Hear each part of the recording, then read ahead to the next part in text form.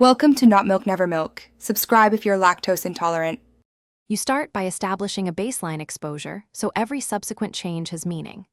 Use the histogram and zebra to avoid clipped highlights.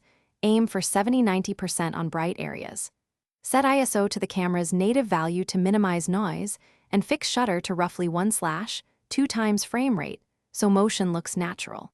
Once shutter and ISO are locked, use aperture to shape depth of field while dialing light with flags, diffusion, or small increases in output from key sources.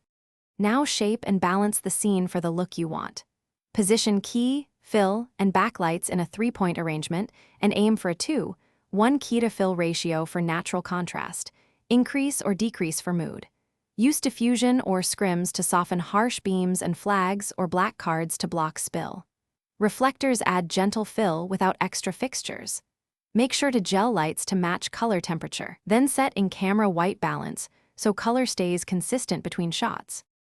Finish by refining and validating the setup with test takes so you can catch problems early. Review skin tones and shadow detail and confirm the histogram is steady across frames. If contrast is too strong, add a fill or flag to reduce dynamic range.